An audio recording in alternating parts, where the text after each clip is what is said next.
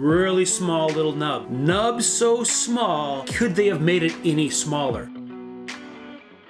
What's up everybody, Benoit here, welcome to Tactical Fellowship. Purpose of today's video is to share with you 4 performance upgrades, things that I've picked up over the years from guys such as Garantham, you want to pull that peep side on, and others that I love and respect. And these are tips and tricks that you can do with minimal to no effort to your holster. To set the stage for the holster I'll be using in this video, it's a Safariland level 3, but don't leave if you don't have that holster because there are a few of these performance upgrades that will work regardless of your manufacturing flavor. So without further ado, let's dive into tip number 1. I hate slop when my gun's in the holster. My OCD just absolutely rejects this. What you can do to get rid of that slop is by simply buying a little foam wedge from OT Defense.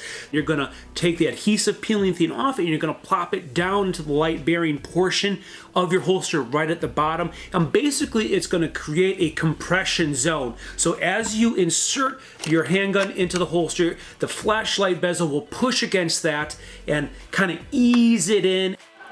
Some say that they like this because the handgun will always be in the same spot every single time when you go to grab it, so that your draw stroke is really consistent. Not so sure I buy into that, so I kind of think it might be more a preference upgrade than a performance upgrade, but some of you are going to jam with what I'm saying, and so I'm offering this up to you first. Next performance upgrade that truly is probably more performance upgrade is if you're using a Safariland ALS system.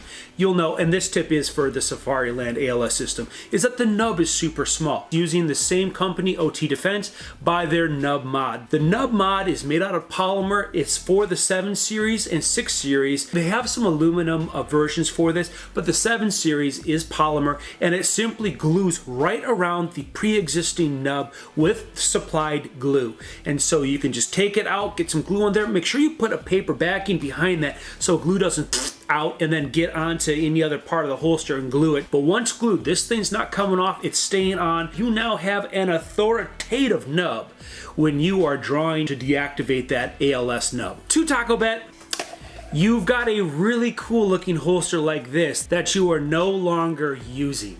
And the gun manufacturer you're using now, the holster looks like this. Would you do this, or would you rattle can if you were out of energy and just felt like your time was slipping away? All right, moving on, I want to talk to something that you can do with a level 3 hood. And this may not seem like much, but what I found to be supremely useful was adding just a little bit of skate tape to the spot where my thumb was routinely landing to deactivate the hood. It's that spot right in the front. That's where my thumb really lands. I just tactilely seem to know better where on that lever my thumb was, and it was also not slipping off as easy. You could probably do this with any level 3 hood. You can add more skate tape. I just found that that little bit there, maybe you could even cover the entire top there.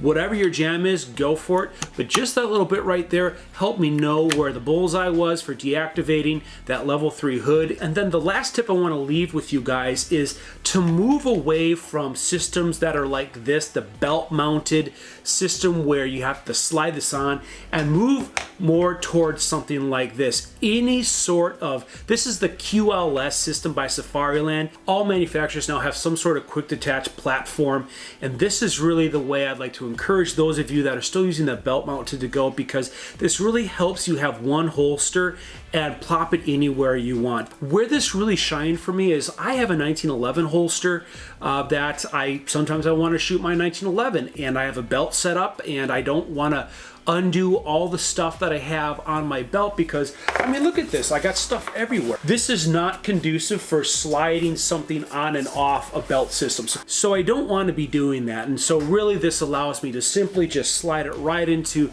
its home base, and then I can put this on whatever belt I want to. I can put whatever gun I want on whatever belt that I want to. Go to the QLS system, go to some sort of quick detach system. It's rock solid. Hey, when you attach these on, be sure to put blue Loctite on these screws. Guys, short and sweet. I hope you enjoyed today's video. Go ahead and hit that like button, that subscribe button, all those other buttons that do different things. You might accidentally even launch a rocket for all I know and for all I care.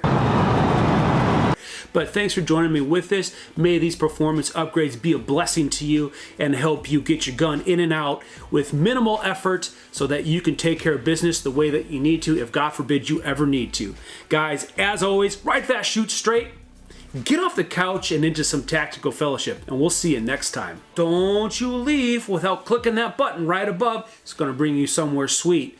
Not quite sweet like candy sweet, but somewhere sweet.